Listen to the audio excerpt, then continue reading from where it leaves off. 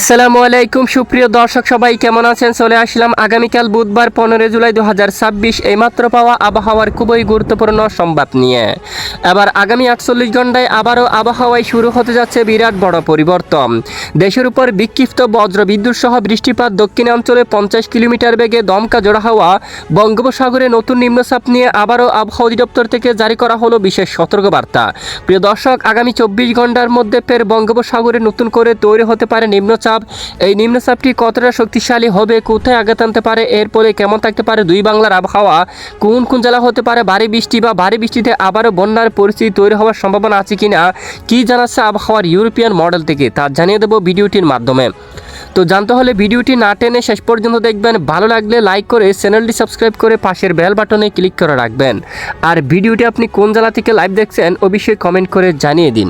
প্রিয় দর্শক, প্রথমে সরাসরি চলে যাব আমরা উপগ্রহ রাডার স্যাটেলাইট ইমেজের উপর বর্তমান আকাশের পরিস্থিতি যদি আমরা একটু দেখি। ইতিমধ্যে দেখা যাচ্ছে দেশের বেশ কিছু এলাকায় আংশিক মেঘলা নিয়ে আকাশ পরিষ্কার রয়েছে। আজ সকাল থেকে দেশের বেশ কিছু এলাকায় আকাশ পরিষ্কার, তবে তেমন বৃষ্টিপাত হতে দেখা যায়নি।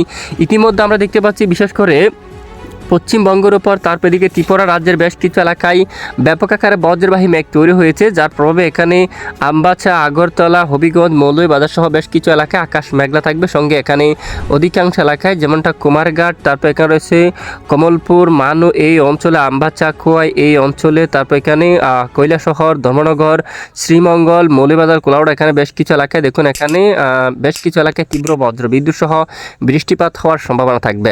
এবং সন্ধ্যার মধ্যে এখানে ঢাকা বিভাগের উত্তরের বেশ কিছু এলাকায় গাজীপুর, নরসিংদী, তারপর এদিকে বালুকা, কিশোরগঞ্জ, কেন্দুয়া, হবিগঞ্জ আকাশ মেঘলা হয়ে যাবে। ধীরাই, সিলেট, তারপর বড়লেখা, জৈন্তিয়াপুর, সুনামগঞ্জ সহ উত্তরাঞ্চলের বেশ কিছু এলাকায় আকাশ প্রায় মেঘলা হয়ে যাওয়ার সম্ভাবনা রয়েছে। এদিকে খুলনা, বরিশাল ও চট্টগ্রাম বিভাগের বেশ কিছু এলাকায় আকাশ পরিষ্কার থাকবে। একদম উত্তরাঞ্চলে আকাশ মেঘলা রয়েছে বর্তমান রংপুর, কুড়িগ্রাম, দিনহাটা, ঠাকুরগাঁও, দিনাজপুর, রায়গঞ্জ, কৃষ্ণাগঞ্জ এই অঞ্চলে আকাশ প্রায় মেঘলা হতে পারে। দুয়াক এলাকায় বিক্ষিপ্ত আকারে বজ্রসহ বৃষ্টিপাত হওয়ার সম্ভাবনা রয়েছে। এই মুহূর্তে সরাসরি আমরা চলে যাব বিশেষ করে নিম্নচাপের আপডেটে। এই নিম্নচাপটি কতটা শক্তিশালী হবে, কোথায় আঘাত আনতে পারে, এর ফলে কেমন থাকতে পারে বাংলার আবহাওয়া।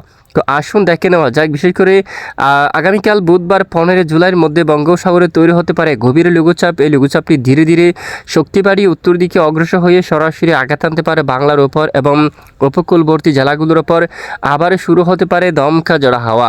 এদিকে লক্ষ্মীচর, বিশেষ করে যমুনার চর এবং নিজুম দ্বীপ এলাকায়, চরপেশন, কলাবেড়া চর এই অঞ্চলে, মনপুরা, হাতিয়ার দ্বীপ এবং এদিকে বুরহানুদ্দিন, রামগতি, সোমদ্বীপ, স্বর্ণদ্বীপ এই অঞ্চলে, উড়ির চর বেশ কিছু এলাকায় ঘন্টায় 50 কিলোমিটার বেগে শুরু হতে পারে দমকা ঝোড়ো হাওয়া বাতাস। এবং দেখুন আগামী বৃহস্পতিবার 16 জুলাই থেকে শুরু করে চট্টগ্রাম বিভাগের বেশ কিছু অঞ্চলে, আনোয়ারা, চট্টগ্রাম, হাটহাজারি, ফটিকছড়ি, মিরসরাই এই অঞ্চল দিয়া, তারপর কুতুবদিয়া এই সকল স্থানে, এখানে মহেশখালী দ্বীপ, তারপর কক্সবাজার, টেকনাফ সহ বেশ কিছু এলাকা জুড়ে আবারও দক্ষিণ দিক থেকে ঘন্টায় 40 থেকে 50 কিলোমিটার বেগে দমকা বা ঝোড়ো হাওয়া বয়ে যাওয়ার সম্ভাবনা থাকবে।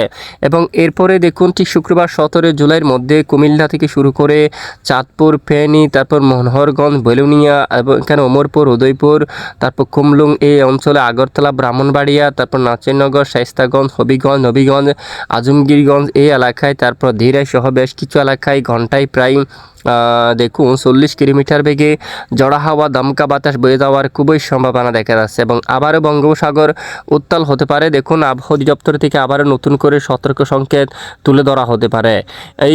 এই নিম্নচাপের প্রভাবে কোন কোন জেলায় বৃষ্টিপাতের সম্ভাবনা রয়েছে বা ভারী বর্ষণের আভাস আছে কিনা আসুন এক নজরে দেখে নেওয়া যাক। ইতিমধ্যে সরাসরি চলে যাচ্ছে আমরা বৃষ্টিবাহী মোডে। বুধবার 15 জুলাই এই নিম্নচাপের হাত ধরে বঙ্গোপসাগরে মাঝারি থেকে ভারী বৃষ্টিপাত হতে পারে। চট্টগ্রাম বিভাগের কিছু কিছু এলাকায় বিক্ষিপ্ত আকারে বৃষ্টিপাত হতে পারে, তবে একটানা ভারী বর্ষণ হওয়ার মতো সম্ভাবনা নেই। এরপরে বৃহস্পতিবার 16 জুলাইয়ের মধ্যেও দেখা যাচ্ছে সারা দেশের বেশ কিছু এলাকায় আকাশ কিছুটা মেঘলা থাকতে পারে। এদিকে খুলনা বিভাগের কিছু কিছু এলাকায় বজ্রসহ বৃষ্টিপাত হতে পারে এই নিম্নচাপের প্রভাবে। কালীগঞ্জ, তারপর এদিকে ক্যানিং, কলকাতা, তারপর এখানে বাটপাড়া, হাবড়া অঞ্চল, বনগাঁ, যশোর, এখানে কৃষ্ণনগর সহ নড়াইল, এদিকে খুলনা এই অঞ্চলে, মংলা, এখানে বরিশাল বিভাগেরও কিছু কিছু এলাকায় বিক্ষিপ্ত বজ্রসহ বৃষ্টিপাত হওয়ার সম্ভাবনা থাকবে। এই নিম্নচাপের প্রভাবে দীঘা অঞ্চলে মাঝারি থেকে ভারী বৃষ্টিপাত হতে পারে। খড়গপুরের দিকে জামশেদপুর, হলদিয়া এই এলাকাগুলোর উপর বজ্রসহ মাঝারি থেকে কিছুটা ভারী বৃষ্টিপাত হওয়ার সম্ভাবনা থাকবে। এরপর শুক্রবার 17 জুলাই নিম্নচাপের হাত ধরে পশ্চিমবঙ্গের বেশিরভাগ জেলায় বৃষ্টিপাত হতে পারে। বাগপাড়া, হাবড়া, সাতক্ষীরা অঞ্চল, কালীগঞ্জ, কলকাতা, ফেনী, তারপর তমলুক, হলদিয়া, এদিকে বেলদা, খড়গপুর, চন্দ্রকোনা, সারেঙ্গা সহ বাঁকুড়া, পুরুলিয়া, দুর্গাপুর, তারপর এদিকে গোসাকারা, আসানসোল বা ধামবাদ এখানে বেশিরভাগ এলাকায় মাঝারি থেকে ভারী বৃষ্টিপাত হতে পারে। এদিকে সাতক্ষীরা, খুলনা বিভাগের কিছু কিছু অঞ্চলে, বাংলাদেশের দিকে বরগুনা, মঠবাড়িয়া এই অঞ্চলের দিকে এবং জিয়ানগর এই অঞ্চলে, পটুয়াখালী সহ আশেপাশে অঞ্চল, পাথরঘাটা এখানে সকল স্থানে মাঝারি থেকে কিছুটা ভারী বৃষ্টিপাত হওয়ার সম্ভাবনা থাকবে। দেখুন শুক্রবার 17 জুলাই পশ্চিমবঙ্গের বেশ কিছু এলাকায় এবং পাশাপাশি চট্টগ্রাম বিভাগের পূর্ব দিকের পাহাড়ি এলাকাগুলোর উপর হালকা মাঝারি ধরনের বৃষ্টিপাত হওয়ার সম্ভাবনা থাকবে। এরপরে শনিবার 18 জুলাইয়ের মধ্যে নিম্নচাপটি পুরোপুরি বাংলাদেশ থেকে কেটে যাওয়ার সম্ভাবনা রয়েছে। ভারতের এখানে খুব মধ্য ভারতে অবস্থান করতে পারে, যার ফলে ভারতের উপর বৃষ্টিপাত হতে পারে। দেশের উত্তরাঞ্চলে কিছুটা বিক্ষিপ্ত আকারে বৃষ্টিপাত থাকতে পারে। তো এই হচ্ছে মূলত নিম্নচাপ এবং বৃষ্টিপাতের আপডেট। তো এই নিম্নচাপের ফলে দেশের উপর কোনো বন্যার পরিস্থিতি তৈরি হওয়ার সম্ভাবনা নেই। নতুন কোনো পরিবর্তন আসলে জানানো হবে, সাথে থাকবেন। এতক্ষণ আমাদের সাথে থাকার জন্য অসংখ্য ধন্যবাদ।